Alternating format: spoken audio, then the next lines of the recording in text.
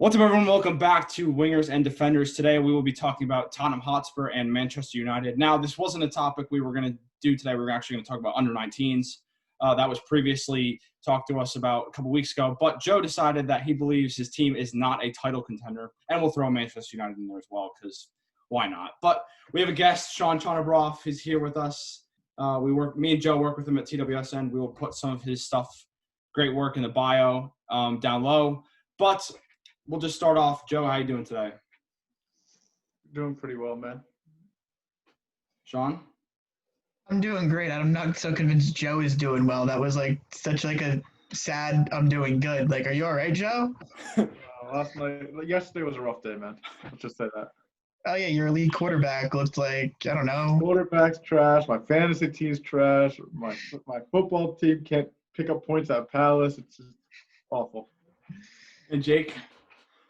Well, I'm an Arsenal supporter, so that tells you everything you need to know. All right, so we'll start off with Spurs since we'll talk about Joe's team. So if anybody doesn't know, Spurs ended up drawing with Crystal Palace at Selhurst Park with a last-minute goal. I think it was in the 70-something minute, but late goal. They wanted to park the bus, which Joe seems to love most of the time, but not yesterday. So, Joe, let's tell us the viewers why you believe that Spurs is not a legitimate title contender. There's two reasons. One is we are Son and Kane FC. All right, we rely on those two players more than anyone else, and if one of them gets injured, we're screwed. We can't win without those two, and it's inevitable. Every year, one of those guys gets injured for a portion, and that'll just screw up our season.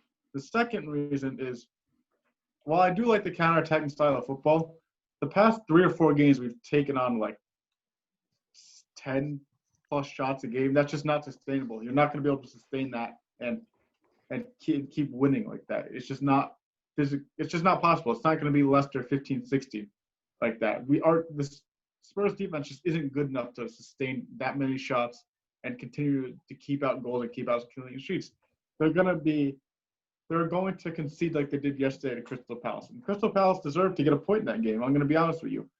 But overall, I still think they're going to finish top 4, but they're just a little bit too much problems there for me to say they're serious title contenders this season.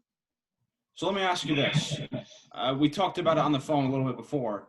Now you have a lot more depth, especially going forward. I mean, you defended Fernando Llorente, which, I mean, he had his biggest moment in the Champions League against Manchester City a couple years back. But I haven't watched Carlos Vinicius, who came from Portugal. Do you like him? Do you think he could, while he can't replicate this? Good. I think he's a good player. He's just not – Harry Kane is the best player in the world right now. Carlos Vinicius is not nearly on that level. So, I mean, I think that really says everything. Bale has been somewhat of a flop. I mean, he's basically just there for morale. Stevie Bergwijn can't score to save his life. He's just defense and pray to God that he doesn't have to touch the ball on offense. We have no creative midfielder to create. Our creative midfielder is Kane. Kane plays 3 positions. He plays attacking midfielder, striker, and center back at times. I mean, if we lose Kane, we're screwed. I don't know any way else to put it. Sean, what do you think of Spurs at the moment? I mean, I get what Joe is saying, but based off the team that I've seen, and again, I probably have not watched as much as Joe, but how many goals does Kane have in the Prem this season? You would probably know this off the top of your head. I think he has 9. 9? Well, the team has 25 goals. I mean, he's or 24, actually. I'm looking at it right now. He's scoring a decent amount of the goals, but the goal differential is the best in the Premier League. So the defense is only given up 10 goals, which I think is best in the league. And you can win games based off defense. And like you said, Son and Kane FC, one of them is bound to go down as long as one of them stays healthy. And I do kind of like the team around him. You guys do have Lucas Moura still, who just has a tendency to show up when your team needs it. So I'm a Spurs fan. I mean, as much as I like to joke with you, Joe, and call you guys a second-rate club, which you are, but you guys aren't playing like a second-rate club. You guys are playing like a Jose Mourinho club. You're playing a nice brand of football, a counter-attacking brand of football, and picking your spots. And you guys have the perfect team to pick said spots with guys like Son, with guys like Kane, who's arguably the Prem's most clinical finisher. I'd put Aguero above him, but other than that, not too many guys. So looking at the numbers themselves and looking at the team that I really see, I don't see how you really don't call them a title contender. I mean, how far do you really think they could fall in the standings? Because there's no way they're not playing Champions League football, in my opinion. Yeah, I agree with that. I just don't think they can sustain this level to keep up with Liverpool. Because I think Liverpool might run away with the league this year, or I think City might turn up when they get Aguero fully back as well. I mean, you guys also have one of my favorite midfielders in the Prem. I think he's very underrated, and I always say his name wrong. Pierre-Emile Højbjerg Yeah. and Dombele. Actually, Giovanni Lo Celso is a very underrated talent in my opinion. I know he's not exactly the most intricate part of your squad, but he's a guy I was a fan of even before he got to Spurs. So I like the talent there to keep doing what he's doing. And what is the Spurs' thoughts on Ndombele? Because I know he's a pretty big sign. We could go hours for this. Oh. Ndombele will be a top 5 midfielder in the Prem by the end of the season. Ndombele? Yeah. So you have Ndombele, you have Højbjerg, you have the Prem's best defense. Is Harry Kane the guy who ties it all together? Yes, but if it's a 2 or 3 week injury, I think they could win the Prem. But if not, if long as these guys stay healthy for the most part, the recipe is there. I'm a big fan of what Spurs is doing. What Mourinho has brought to the club, it's kind of what he did at Porto. If you really want to go really far back, really made them a great team. And hell, it wouldn't shock me if they're back in the UCL final in not too long from now. I beg.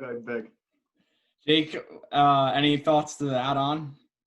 I mean, I can't argue with what Sean said. I think this team, the Spurs team, is the best I've seen in performing the league in the last, actually ever since I've watched the Premier League in the last 5 or 6 years.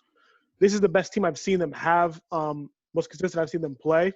They do have, problems. Like I think Aurier's played way well for you guys on the right side, and I think Reguilon's definitely your best fullback easily. Looked like he's the top fullback in the league, one of the best.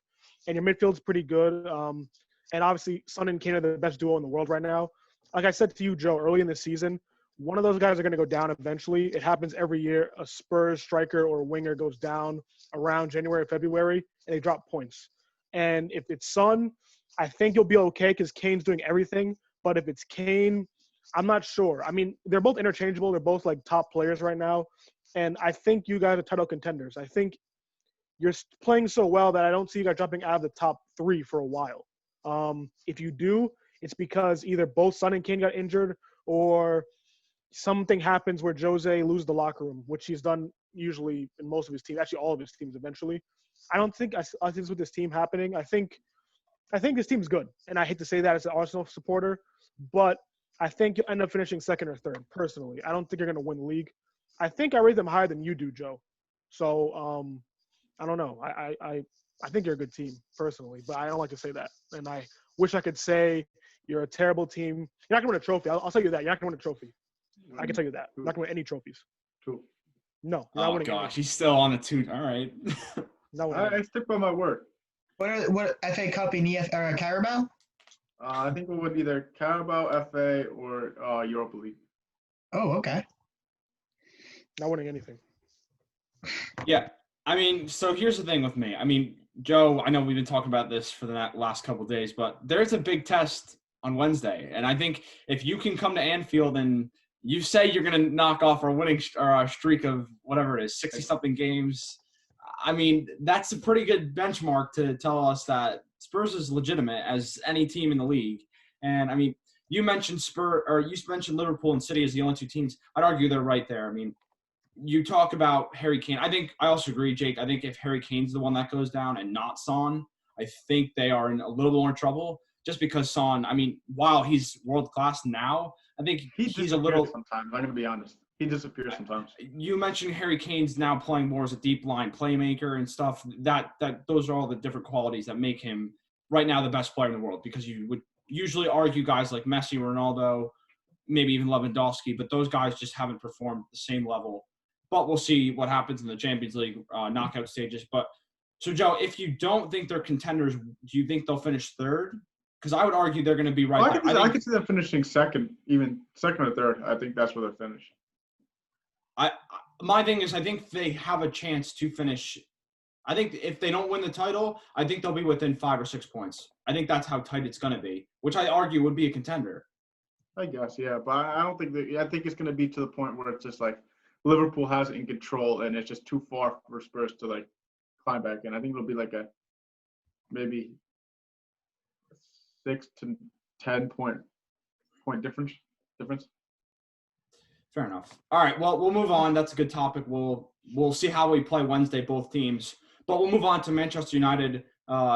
As Sean's name, if you won't see this, but his name is Ollie out, and Jake is winger in. So, but I'm Ole in, by the way, and Arteta. Me too. We know we know why. But as the United fan, we'll start off with you. Do you believe at any point if you can get rid of Ole that they are a title contender, Sean? Oh, this year, no. But do I think talent-wise we're too far off? Like, again, a new manager brings in, mid-year, Mourinho was brought in mid-year last year for Tottenham, and he's a perfect example of this. They weren't winning a title last year, but now this year we're talking about him winning a title. I think if you bring in the right guy, if you bring in, honestly, a Pochettino, a guy who knows how to get the most out of maybe limited talent, or another elite manager who's on the market, then next year they can be. But I just think you need to cut your ties now. The experiment is not working. I'm still one of those guys who believes Paul Pogba is one of the 15 most talented players in world football. Go look at the Leipzig game, how he influenced off the bench. And he's just not getting used. You have to use your talent to its fullest effect. And the only guy I think I can confidently say he's being used to his fullest effect is Bruno Fernandes. That's about it. Everybody else has been somewhat underwhelming. Alex Telles has not been the guy I really thought he'd be so far. Donny Van de Beek's not even starting.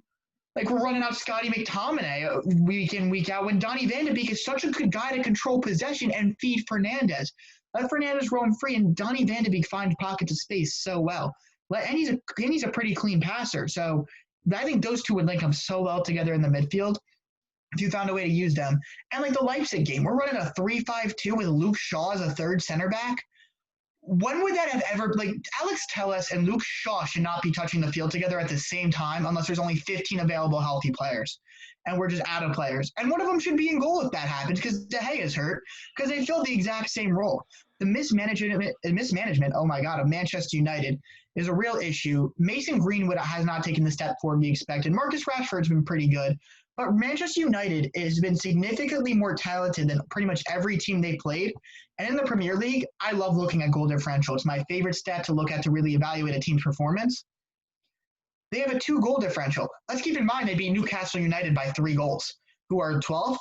So if that's a 1-goal game, a 2-1 game, all of a sudden they're even on goal differential. They'd have a worse goal differential than Crystal Palace if they only win that game 2-1.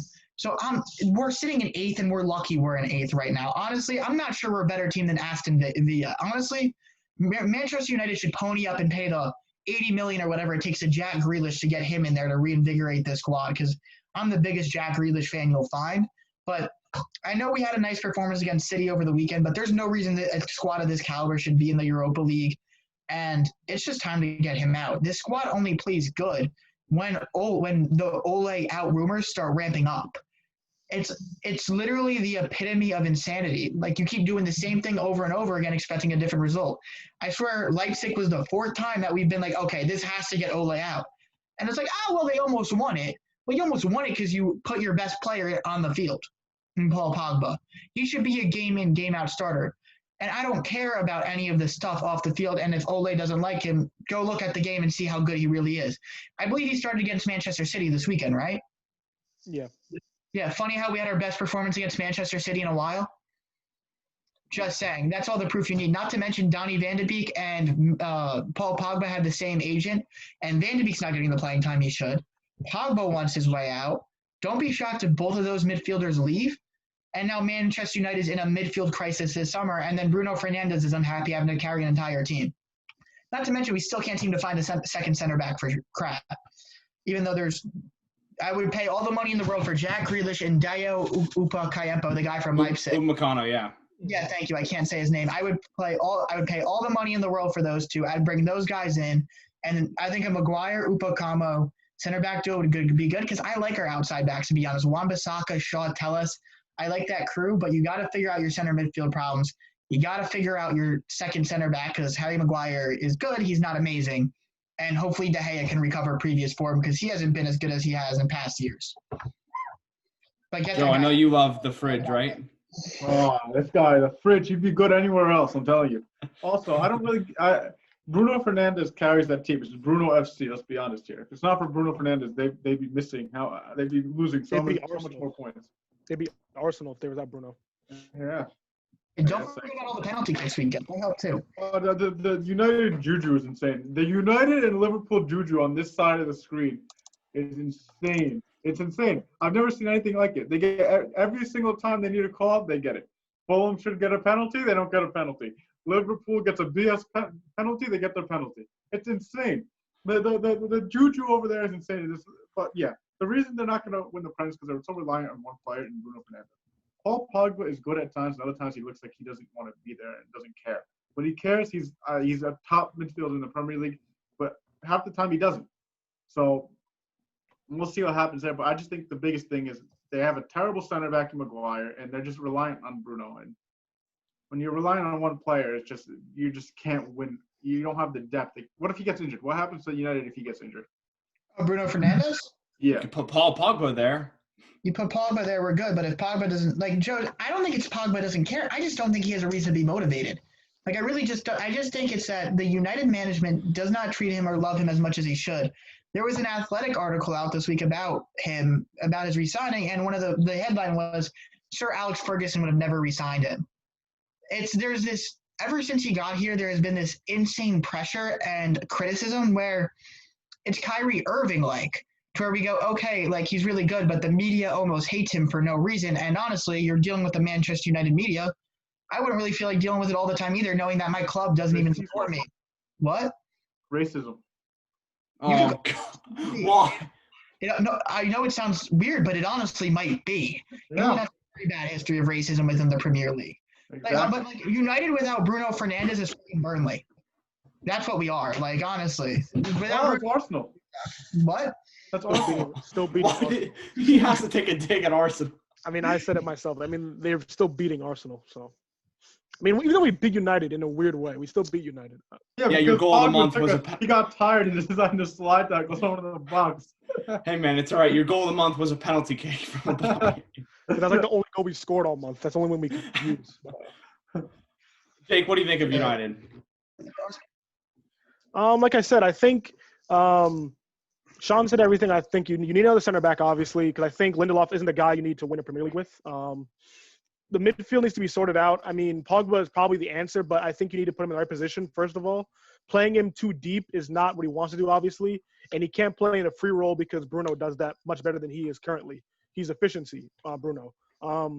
At the right back position, Wan-Bissaka, I think is decent, but as of late, he hasn't been in form. I don't think you need someone to bring – I don't think you need to bring someone in for Wan-Bissaka, but I think depth is always good. And Telles looks okay, but I mean, I think United fans, like you said, would have wanted more from him. I think the main thing really is morale and scoring and being able to, like, take games on the scruff of the neck and win those games. I've seen players like Fred and McTominay, who are supposed to be like these big bad guys in midfield, get run through against Leipzig, against I don't know if they had PSG the second time. PSG played well against them in the second matchup, yeah. Yeah, the second round. And then in the Premier League too, Fred and McTominay, I don't know what United fans see in those guys specifically. I think Van de Beek can fit at least the McTominay role. The defensive midfielder role, they might need to buy another one. I'm not sure if they need it per se, but they need it more than a right winger because they were looking at Sancho for like upwards to 100 mil, which they don't need Sancho right now. Greenwood, I think, is good there, but I mean, he hasn't taken that next step yet. And I think Greenwood's going to be good, but he's still very, very young, has a lot of time to grow. I think defensively, figure out what you want to do, have a system you want to play consistently with Ole, because he's obviously changing it up a lot. Sign another center back, sign a CDM, get Martial out of your team. Martial is one of the worst strikers I've ever seen in my entire life. I mean, he had one good season last season in a COVID year. Every year before that, he was been bang average, and this year he hasn't even had a shot on target. I mean, no, I think 1 or 2 shots on target. Terrible player. Man.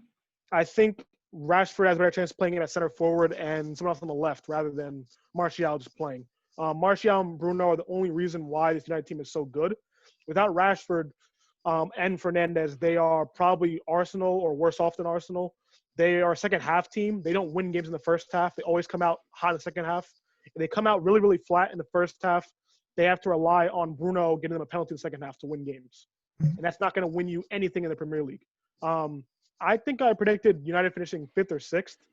That might be a little bit generous. They could finish 7th or 8th, honestly, because I'm not confident in their team being able to pick up points for the rest of the year. I don't know what their fixtures they have coming up next, but if, like I said, Bruno goes down, they're in big trouble. Rashford goes down, big trouble.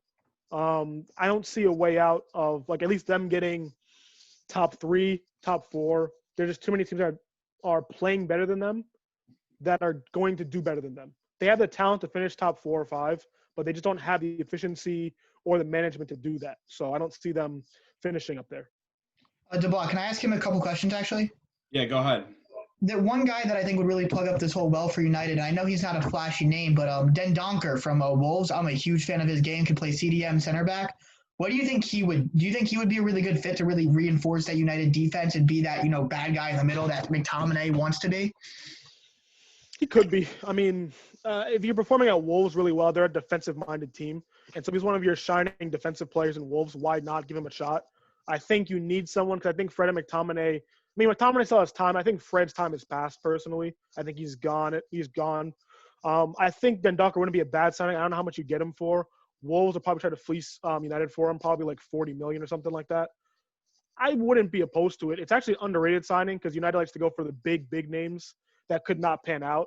So I don't think Dendoncker would be bad at all. It's not a bad move. And you mentioned Marcus Rashford being out, and I actually agree with you. He's literally – him and Fernandes are everything, but one of the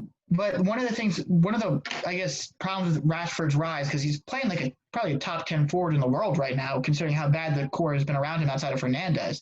But it's really blocked Mason Greenwood's development. He's not getting the playing time he should, or the production. So how do you think they should go about fixing that? Because I'm a fan of play him on the right wing and really let him flourish there, but they're not doing it. I mean, personally, I think Greenwood's position should be center forward, not on the right. I think he's best when he needs to strike the ball at the center of the pitch, not coming from the right. Rashford, I guess you can see why you would think he'd stunt Greenwood's growth. But I mean, when Greenwood came on as a sub last season, not starting games, he always had that extra burst of speed at the end of games that would get them goals. And starting him week in, week out at his age may not be the best for him. So, I mean, I wouldn't be opposed to having Rashford on the left and Greenwood as a center forward. But I think Ole's insistent on putting Martial or Cavani up front, which I don't really like those guys that much. I think Greenwood is going to flourish at center forward, not on the right. Yeah, no, actually, I agree with you for most of that. I'm actually fully with you on the get Martial out of here thing but I also think Rashford does better in the center, so it creates this weird paradox with Ole. Mm-hmm. And I mean, I get it's hard to figure out, but it's the job of a manager to figure out and get the best out of the squad, and he's not doing it. At least that's where I stand on it. Yeah, and I think it's funny because it seems like United's defending Ole and keeping him in the job as if they think he's the right guy, which is ironic to me because, I mean, I personally think he's a nice guy, but that's as far as it goes because, honestly, he's not a very good manager. He's, like, probably mid-table in the league, I would say. I don't know where you guys would rank him, but it's interesting because they looked really good over Project Restart, but then now it looks just like almost all of that has gone away. You were looking at And it's funny you mentioned it, Jake, because it seems like almost every game they have to come back. Leipzig, they're down 3-0. They have to score 3 goals in the second half to pull out a result, which never happened. You have a couple games ago they were playing Southampton, and Edison Cavani basically had to have a performance in the second half with Bruno to ultimately get 3 points. Over time, it's funny because I think United's been doing that for probably 2 or 3 years now, where they play poorly in the first half. It seems like it's a common thing. So it's funny because they just don't, for some reason, perform when they get out of the gate early in a game. I don't know why. But, yeah, I think Manchester United's probably going to finish around 5th or 6th at best. It's just not looking like they're ready to be better than Chelsea, Spurs, Liverpool, probably even Manchester City as well, who are farther down the table with a game in hand. But Martial doesn't look like the right guy. Cavani looks like a short-term solution. You have Greenwood, who looked really good. And I think when we were talking about him in the summer, Jake and Joe, I think we thought of him as like the highest ceiling of all the 3 forwards in terms of Martial and Rashford. It just was a matter of time, but it hasn't really came. I think he just scored his first goal in the league. I think that was in the West Ham game where they also came back. Yeah. Which, like I said, I mean, you have Paul Pogba, who looks to be going out. I think that it's going to happen, whether he leaves in January, the summer, or just lets his contract run out because he's got 18 months left.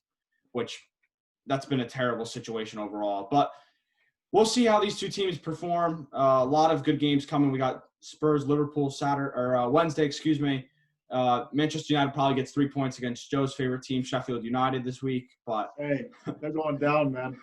Finished club, drunk FC. I want nothing to do with them. Go play Wednesday on a Thursday night in the championship, man. Wednesday on a Thursday night. Wednesday on Sums it up perfectly. Well, All right, yes, but that's on Wednesday. Oh, okay. Good call. But that's all for us. Check us out for more videos. We'll put some Sean's good content from TBSN in the comments below. But let us know what videos you want us to make in the future. And that's all.